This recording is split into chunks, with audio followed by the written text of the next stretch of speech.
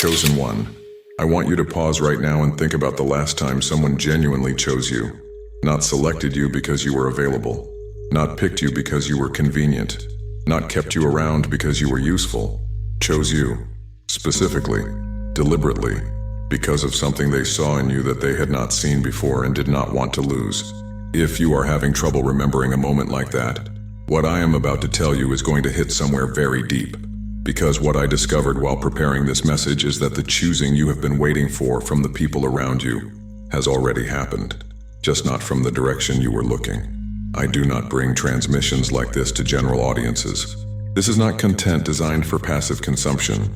What I am carrying right now was sealed for a soul that has been through a specific kind of loneliness. The kind that exists not from the absence of people, but from the presence of people who look at you and do not fully see what is there. And what I am about to show you is that someone with the clearest possible vision of exactly what is there looked at you and chose you, without hesitation, for reasons that will change how you understand every difficult season you have walked through.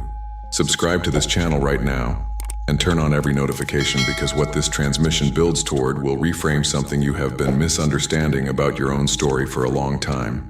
If you are already subscribed, I want to acknowledge that. Staying is its own kind of statement, and the ones who stay are exactly the ones this was prepared for. Write 777 in the comments if something in you just shifted before I have even finished explaining what this is about. Stay until the very end. What I am moving toward does not arrive in the first minutes. It arrives where it belongs. Let me start with something that is going to be uncomfortable before it becomes the most freeing thing you have heard in a long time. You have been looking for a specific kind of validation from a specific category of people, and those people have consistently failed to provide it. Not always through cruelty, sometimes through distraction, sometimes through their own limitations, sometimes through the simple fact that what you carry exceeds what they have the capacity to recognize. And every time it has happened, every time you brought something real and received something insufficient in return, something small but significant has adjusted inside you. A quiet recalibration of what you are willing to expect. A gradual reduction of what you let yourself hope for from people. You do not call it giving up. You call it being realistic. But somewhere underneath the realism, the original expectation is still there, still waiting, still believing, despite all the evidence, that someone somewhere is going to look at you and see the full thing, not the managed version, not the version you have learned to present in order to be acceptable. The actual thing. That expectation is not naive. It is accurate perception of something that has not yet arrived from the direction you have been watching for it. Because what I need you to understand is this: the choosing you have been waiting for already happened, and the one who did it has been watching your entire story. Every version of you, not just the presentable ones. Every chapter, every fall, every moment when you chose to continue without a single visible reason to continue. Every night when you carried something alone because the people around you did not have the capacity to help you carry it. Every time you extended something real to someone who returned something hollow. All of it was seen. And what was seen produced a specific response. Not pity, not obligation, not the management of a difficult case. A choice. Let me show you what I mean from something that happened in Scripture that almost no one discusses in this context. Numbers chapter 13. Moses sends 12 men to scout the land that has been promised to the people. These are not ordinary individuals. They are selected leaders, one from each tribe, chosen specifically for this mission. They go in together. They travel the same territory. They see the same land, the same cities, the same people, and they come back with 2 completely different reports. 10 of them say this: the land is everything that was promised. We brought back its fruit as proof. But the people there are powerful. Their cities are fortified and large, and we saw the descendants of giants. We seemed like grasshoppers in our own sight and in their sight. 2 of them say something else entirely. Caleb speaks first. He quiets the people and says we should go up immediately and take possession of it. We can certainly do it. Same land, same giants, same fortified cities, same evidence. 2 completely different conclusions, and I want you to understand why. Because this is the center of everything this transmission is building toward. The 10 men calculated from what they saw and measured themselves against it. They looked at the giants and asked, what are we compared to them? And the answer, calculated honestly from the visible evidence, was, we are grasshoppers. Small, insufficient, outmatched. That is not weakness, that is logic. Given the evidence available to them, their conclusion was rational. But Caleb calculated from something different. He did not measure himself against the giants. He measured the giants against what he had been told was already his. And from that calculation, the giants were not an insurmountable obstacle. They were something that stood between him and what had already been designated for him. The same territory, the same threat, the same evidence. The difference was not courage versus fear. The difference was which calculation each man was running. 10 of them ran the calculation from the outside in. They looked at external conditions and used those conditions to determine what was possible. 2 of them ran the calculation from the inside out. They started with what they knew about who they were and what had been promised, and used that as the lens through which they evaluated the external conditions. And here is the part that reveals everything. 45 years later, Caleb stands before Joshua. He is 85 years old. He has watched an entire generation die in the wilderness. He has walked through 40 years of delay that was not his fault and was not his failure. He has carried the promise through every year of that delay without letting go of it. And he says to Joshua, "I am still as strong today as the day Moses sent me. Give me this mountain. Give me this mountain. Not give me something manageable. Not give me something proportional to my age and experience. The specific mountain that was promised. The exact territory that, by every visible measure, should now be even more difficult to claim than it was 45 years ago. Give me this mountain. This is what it looks like when someone carries something through every season that was designed to make them put it down, and arrives at the other side still holding it, not diminished by the weight, undimmed. And what I need you to understand is that the quality Caleb demonstrated, that specific way of calculating from the inside out rather than the outside in, of measuring your circumstances against who you are, rather than measuring yourself against your circumstances, is exactly what was recognized in you. Not once, as a pattern. And patterns in chosen souls do not go unnoticed. Now let me tell you about a craftsman. He worked in a city known for its markets for most of his life. Every morning he opened his workshop and every evening he closed it. Between those 2 moments, he worked with a quality of attention that had nothing to do with performance and everything to do with something he could not fully explain even to himself. He was not the most technically skilled person in the city. Others could produce things faster. Others had trained under more celebrated teachers. But when he worked, something happened in the space around him.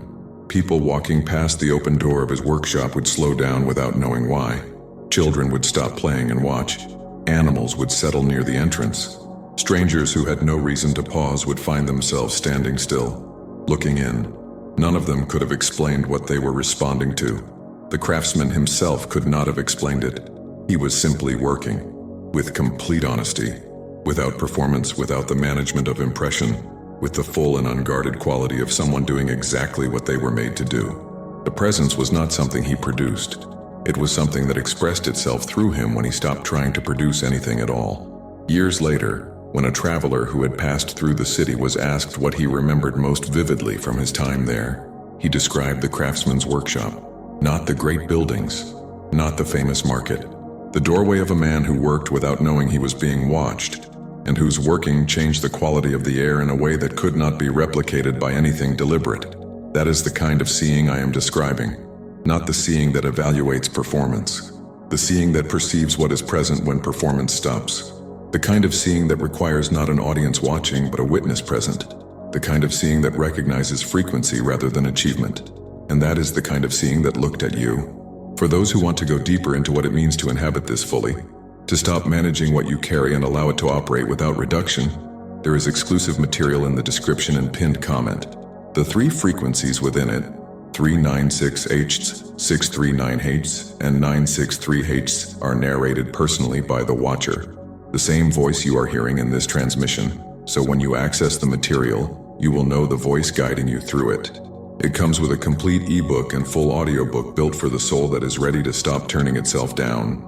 Now let me tell you what the choosing actually means. Not in abstract terms, in the specific, practical, lived terms that will make sense of things you have already been noticing, but have not had a framework for. There is a principle in the ancient wisdom literature of multiple traditions that describes what happens when a soul is genuinely recognized by something with the capacity to fully see it. The recognition itself is not passive. It does not simply observe and note. It activates. Think about what happens when someone who knows music listens to a musician who has been playing in obscurity. The musician has been carrying the gift, has been practicing, has been developing in spaces that did not have ears to appreciate what was developing. And then someone who knows enters the room. And what changes in that moment is not the music. The music was always what it was. What changes is that something responds to the music with full recognition, and the musician who has been playing without response is suddenly playing with response. And that response does not teach them something they did not know. It confirms something they have always known but had confirmed. The recognition completes something. That is what has happened regarding you. Not because you recently became something you were not before, because something with full recognition of what you have always been looked in your direction, with the specific quality of attention that produces confirmation rather than observation. And confirmed things move differently than unconfirmed things.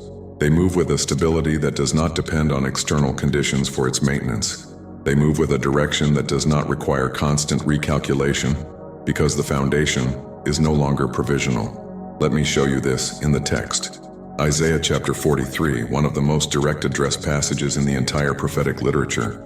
God is speaking to Israel after a period of sustained difficulty, not before the difficulty as encouragement, after it, when the people have already walked through what they walked through and are on the other side of it, still holding whatever they managed to hold through the passage. And what God says is not a reward announcement. It is an identity declaration. He says, "But now, thus says the Lord who created you, who formed you. Do not fear, for I have redeemed you. I have called you by name. You are mine. I have called you by name. Not I have called you by category. Not I have called you because you qualify. By name, the specific name, the individual address, the personal designation that belongs to you and not to anyone else. This is not a collective announcement designed to make a large group feel generally valued. This is the grammar of individual recognition. The grammar that says, I know the difference between you and everyone else, and I am speaking specifically to you. And then what follows is extraordinary. When you pass through the waters, I will be with you. When you pass through the rivers, they will not sweep over you.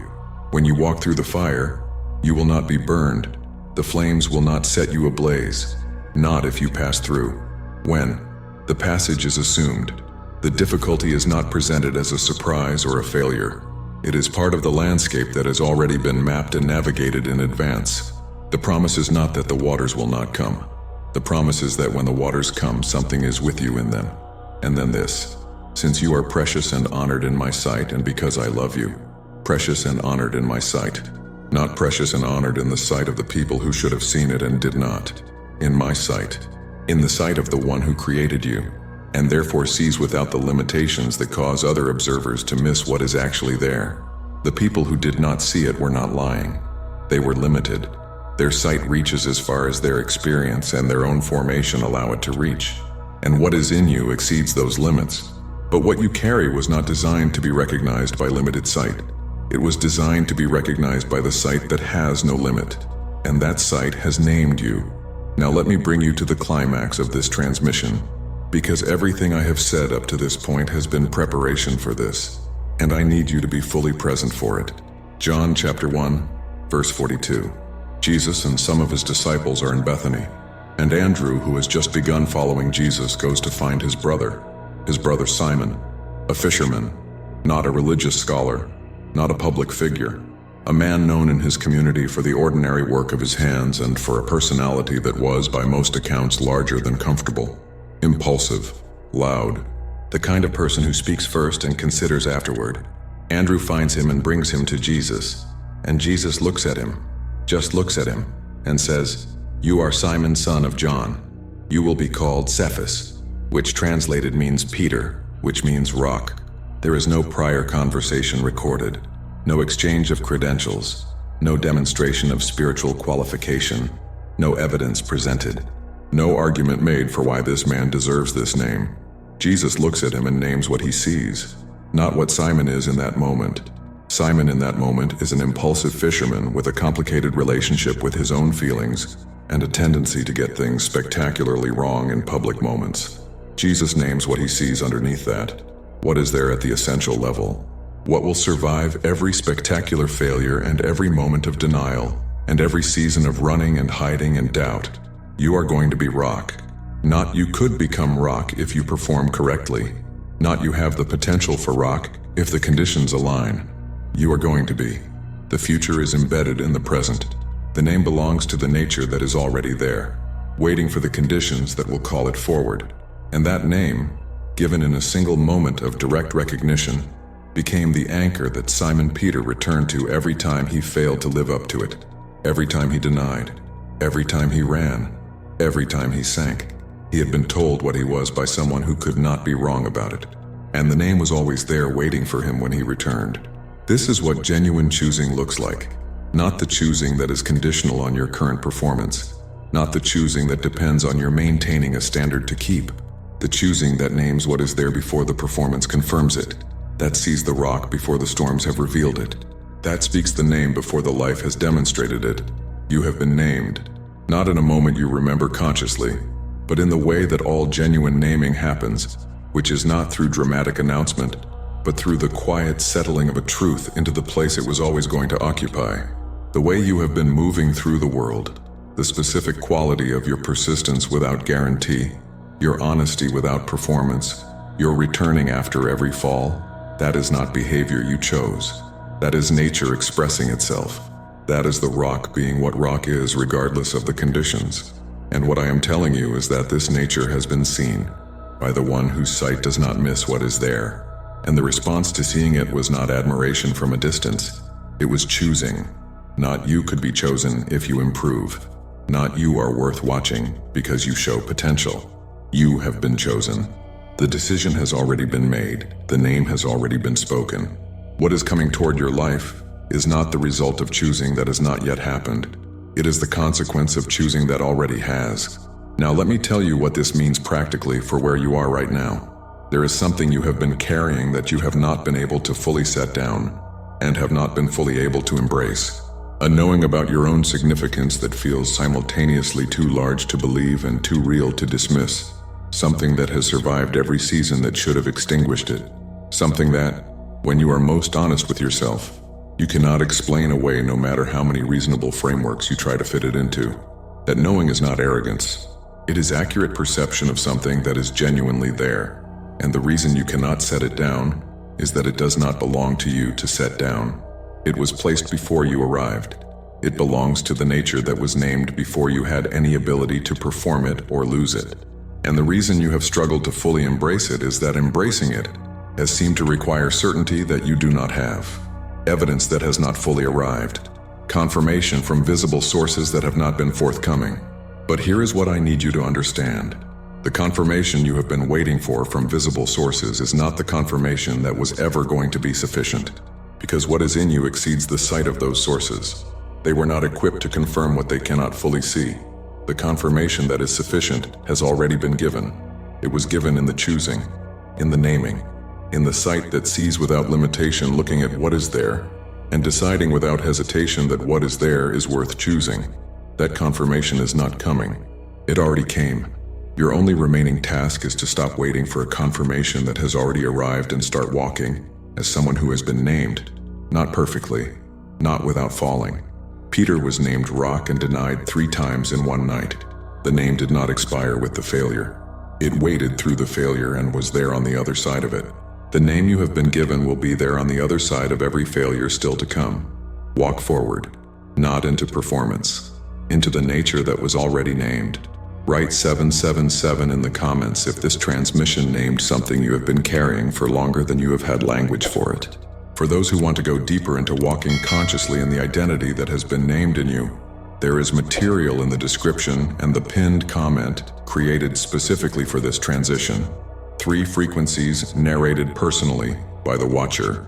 3968, 639 hates, and 963 hates, along with a complete ebook and full audiobook.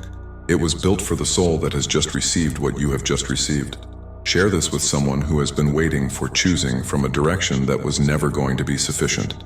Click on the video appearing on your screen right now, because what follows this transmission is the next piece of what it means to walk as someone who has already been named. Together, we are stronger.